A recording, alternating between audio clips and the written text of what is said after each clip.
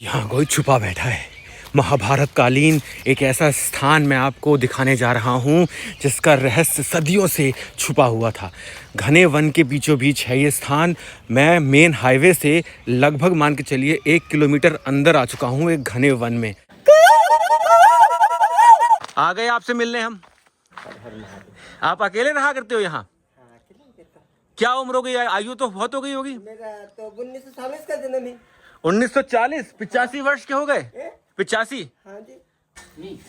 ये 86 वर्ष के हैं, देख लीजिए आप। और ये है महाभारत कालीन पांडवों की बैठक। यहाँ आज भी साक्ष्य मिलते हैं पांडवों के। ये पांडव बेटे थे। अच्छा, ये तपस्वी उनकी बैठक ही है। बाबा जी हैं। और ये बिल्कुल देखिए ऊपर से ये आपके सर को छुएगी तो आपको झुक के यहाँ जाना होगा। और मैं आ गया हूँ ऊपर। ओह, और हिम्मत है बाबा जी की जो यहाँ अकेले रहा करते हैं। आप हर चीज को सुन सकते हैं यहाँ पर, इतनी शांति है। यहाँ पर इंद्रदेव भी आ जाते हैं जब यदि इंद्रदेव जी का बुलावा करते हैं तो ये बात कुछ लोगों को पचेगी नहीं, हजम नहीं होगी। यहाँ ना इतना सुन्न हो जाएगा। एक शाम एक सायकाल यहाँ व्यतीत कर दे अकेले। मैं इस समय एक ऐसे स्थान पर हूँ जो जुड़ा हुआ है पांडवों के साथ। और माना जाता है कि पांडव अपने वनवास काल में इस स्थान पर आए थे और कुछ समय यहाँ पर व्यतीत किया। जिस शिला पे मैं खड़ा हूँ इस समय, इस शिला को भीम जी ने अपने माथे से उठा दिया था।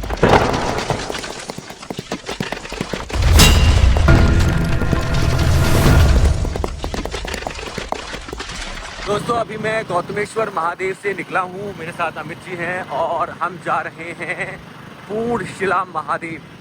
ये मंदिर आपको राजस्थान में मिलेगा।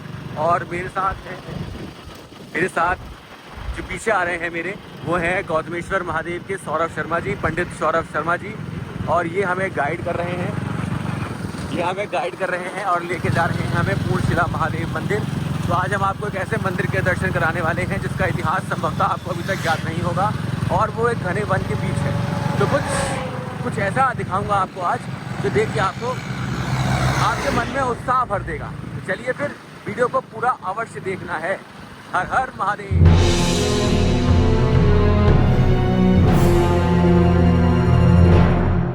महाभारत का युद्ध समाप्त हो चुका था, पर क्या सच में पांडव जीत गए थे? हाँ, युद्ध में तो वो विजयी घोषित हुए थे, परंतु स्वयं के भीतर कहीं ना कहीं वो परास्त हो चुके थे।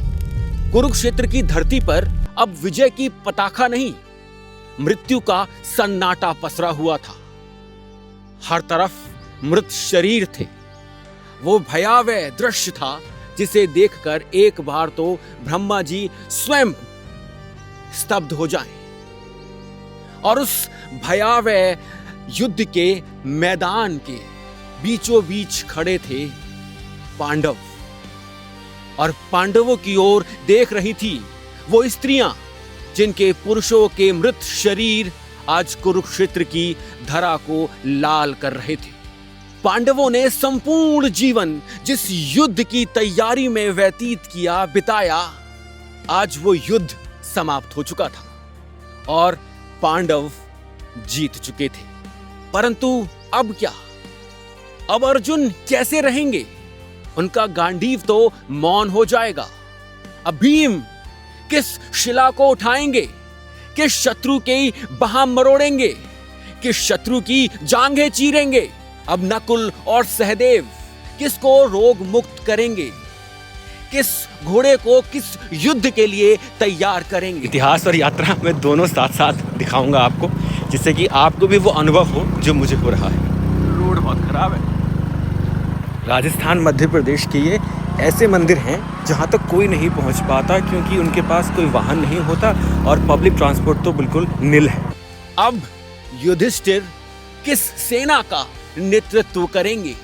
क्योंकि युद्ध तो समाप्त हो चुका है और इसी युद्ध की तैयारी में पांडवों ने संपूर्ण जीवन व्यतीत कर दिया। अब उनके पास करने को और कुछ नहीं था।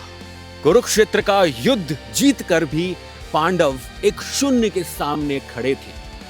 विजय उनके लिए उत्सव नहीं, एक पीड़ा बनती जा रही थी। तब पांडव निकल पड़ते हैं प्रायश्चित की ओर।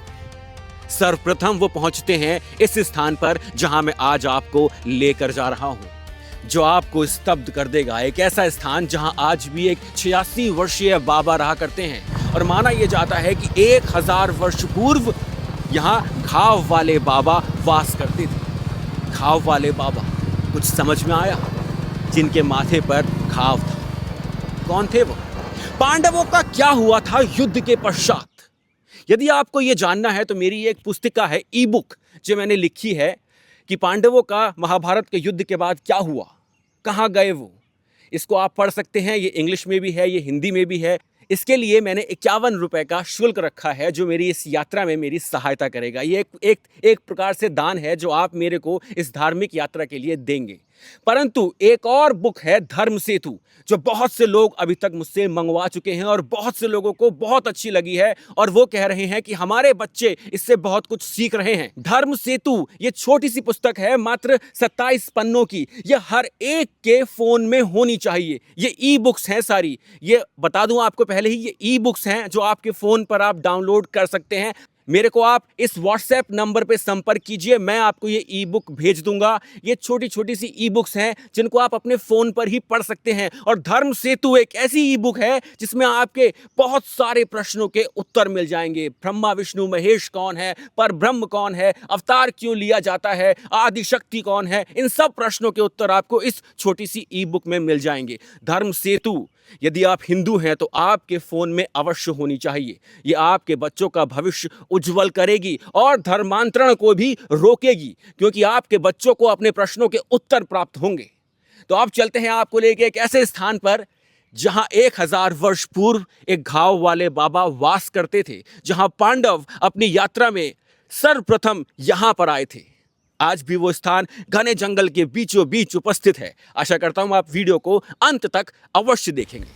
आज तो सुबह से कुछ खाया ही नहीं अमित जी, 4 बज गए, कुछ खा लें। बैठे हैं हमारे अमित जी, आपकी विरासत वाले, और ये खा रहे हैं आलू बोंडा, आलू बड़ा। बनना ना बढ़िया। ये शॉप के ओनर हैं, क्या नाम है? महेंद्र चौधरी। महेंद्र जी ओनर हैं। हम कहाँ पर हैं इस समय?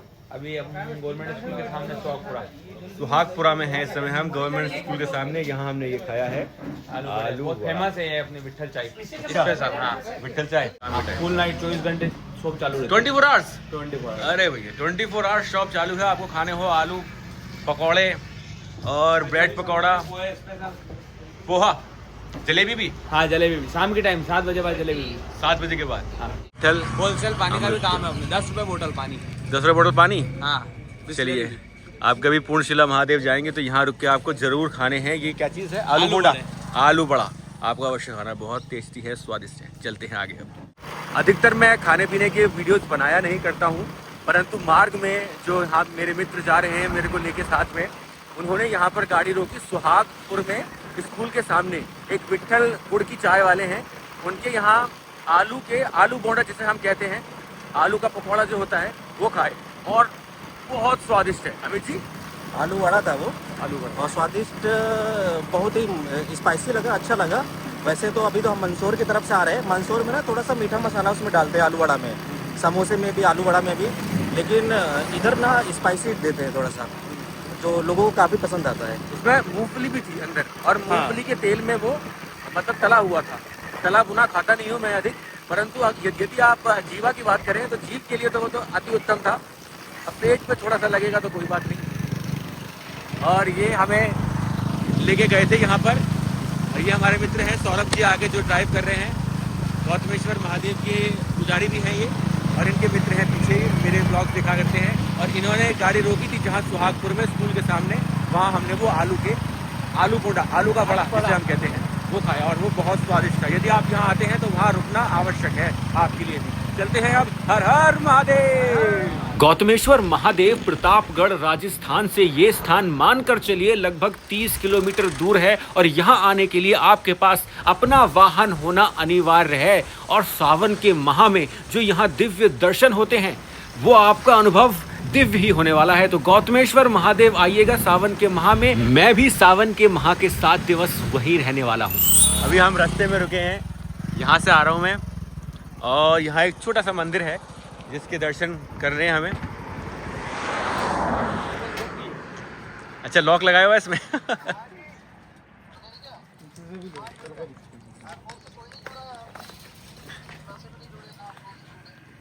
ये छोटा सा मंदिर है यहाँ पर, एक हनुमान जी का मंदिर है, पंचमुखी। जय हो बजरंगबली का ये छोटे से मंदिर के आपको दर्शन करा रहा हूँ। हाईवे पर पड़ता है ये देखिए। जय हो वीर बजरंगी है यहाँ पर, और ये हाईवे पर है। वहाँ से देखिए हाईवे चल रहा है पीछे। ये पिपलकुट की नाल है। क्या है? पिपलकुट की नाल। ये पूरा यहाँ पर। अच्छा, यहाँ कोई रहता भी है क्या? हाँ, रहते हैं। तभी यहाँ चाय के कप रखे हुए हैं, अंगीठी रखी हुई है, कोई रहता भी होगा। पूर्णशिला। हाँ जी, पूर्णशिला और ये दोनों 500 मीटर की दूरी पे ही हैं। अच्छा। हाँ, तो जो यहाँ पे रहते हैं वो अभी वहीं मिलेंगे अपन को। अच्छा अच्छा अच्छा, चलिए चलिए चलिए चलिए फिर चलते हैं पूर्णशिला महादेव के दर्शन करने।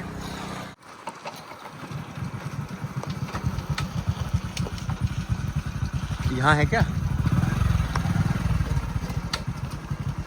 जब बाबा कुछ पी रहे हैं।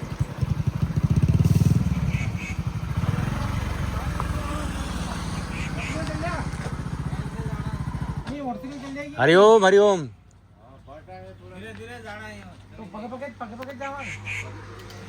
हम आ गए हैं प्रवेश द्वार पर पूर्णशिला महादेव मंदिर के।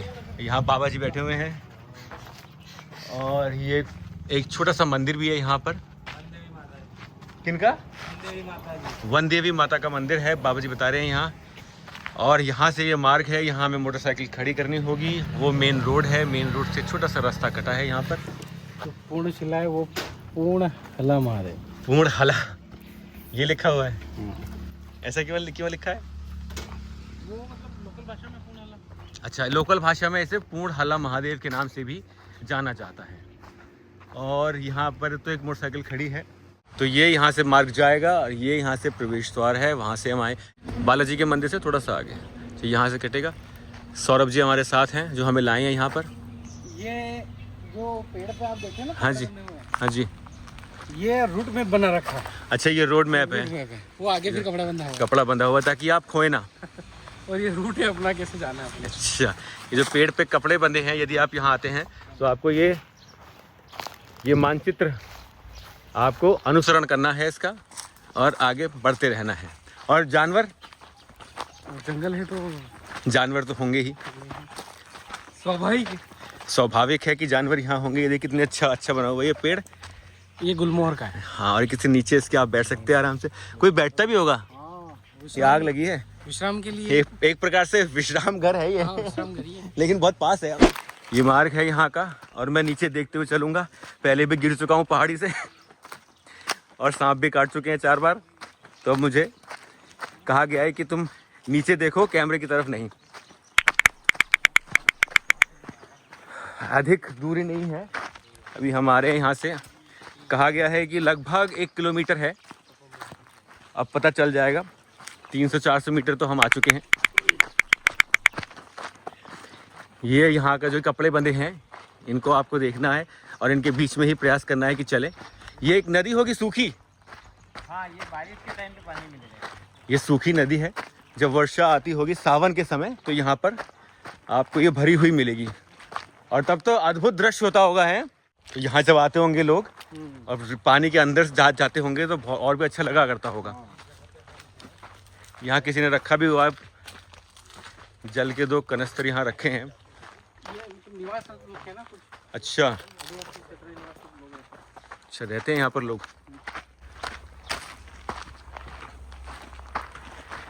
चलते हैं फिर आगे बढ़ते हैं।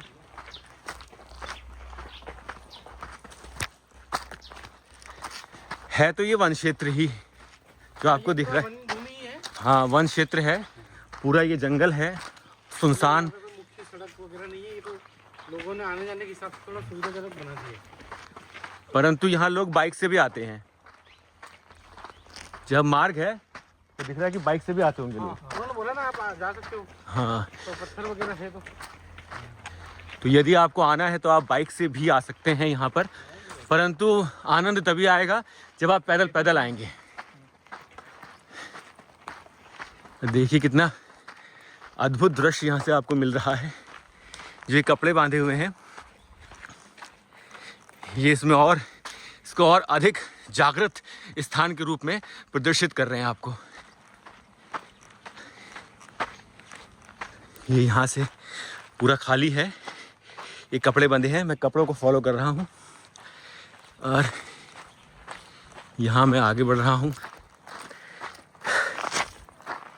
आगे महादेव का एक ऐसा मंदिर है जिसके साथ ये मान्यता जुड़ी हुई है कि पांडव अपने वनवास काल में इस स्थान पर आए थे और यहाँ पर आने के पश्चात उन्होंने कुछ समय यहाँ पर व्यतीत किया था। तब उन्होंने यहाँ पर एक मंदिर का निर्माण किया था इन चट्टानों से। इतिहास तो मैं आपको बताऊंगा ही आगे भी, और प्रयास करूंगा कि पूरा इसका इतिहास निकालने का कहीं ना कहीं तो कुछ ना कुछ तो लिखा ही होगा जो हमें मिलेगा। परंतु जो इस स्थान का जो दृश्य है वो अद्भुत है।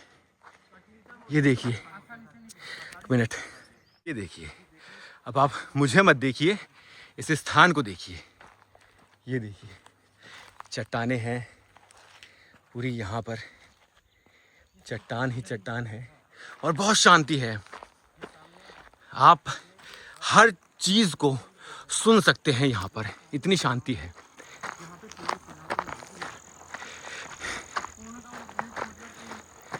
पूर्ण शिला महादेव इस स्थान को नाम मिला है, अर्थात पूरी शिला एक स्वरूप प्रदान करती है शिवलिंग का या फिर महादेव का। अब वो हमें देखना है कि वो शिवलिंग का स्वरूप है या महादेव का स्वरूप है। परंतु पूर्ण शिला का अर्थ यही हुआ कि वो शिला पूर्ण रूप से महादेव के रंग में रंगी हुई है।